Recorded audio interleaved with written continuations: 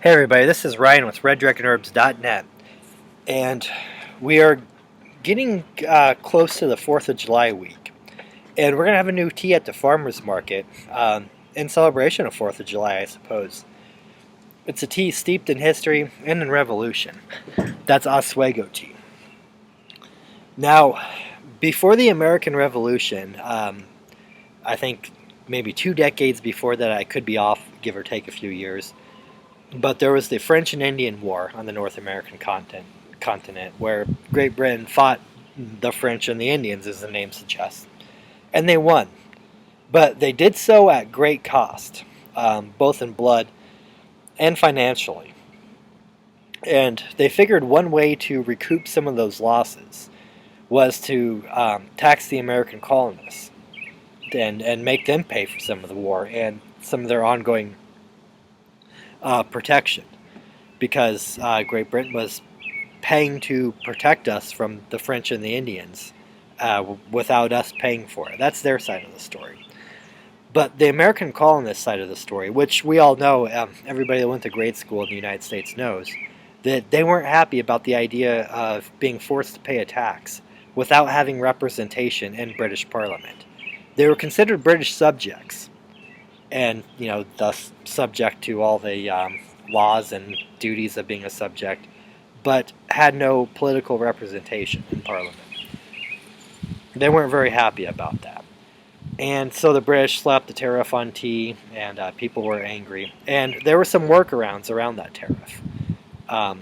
Some people just simply didn't want to pay the higher price for tea. Some people thought it more of a duty to resist paying for British tea. And now one thing that happened was there was a lot of smuggling, mainly from the Netherlands. They were kind of like number two in the tea trade at the time. And the tea they brought in was inferior to the tea the British had. At the time, the British had access to the best plantations throughout the world, and thus the best quality tea. So the Dutch tea was not so hot. And the American colonists liked their tea, just like our British cousins across the pond at the time. Now, the other workaround for the tariff on British tea was to look at some more homegrown plants that we had around us. Now, one of them was the blackberry leaf. Blackberry leaf it's all over the place in the woods, and it makes a really good tea. It has the tannins in it that black tea has, so the taste isn't that far off from black tea. And it's really good for you, too. It's loaded in minerals. There's slight fruity tones to it without being sweet. It just makes a good tea. But now, one of the main sources that people would go to as a replacement for tea that the British would bring in is this plant right here. We call it bee balm.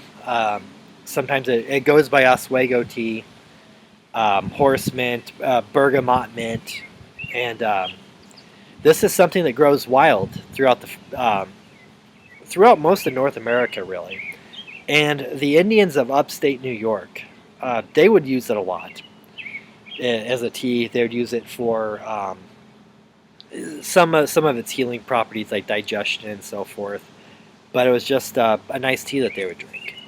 And thus the colonists called it Oswego tea, kind of implying Oswego is a river there in upstate New York, but that name kind of implies like wilderness tea.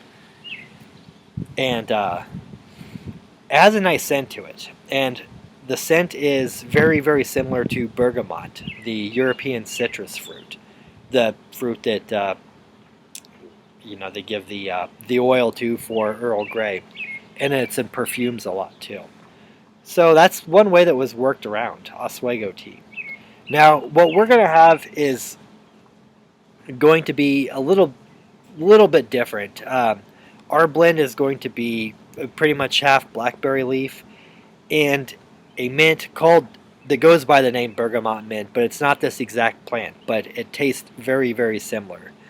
And I am happy with how the flavor comes out, but I am really happy to bring this out. I've been looking for enough of this plant to make enough tea beyond what I grow in my backyard, which is just a few plants. But I've been looking to make this tea so much because I really do like the flavor of this plant as a tea. It's in the mint family. It has that kind of nice citrus tones to it. But yeah, check it out, Oswego Tea. We'll have it at the farmers market this summer, and it's on our website too, of course, at reddragonherbs.net. Thanks for watching.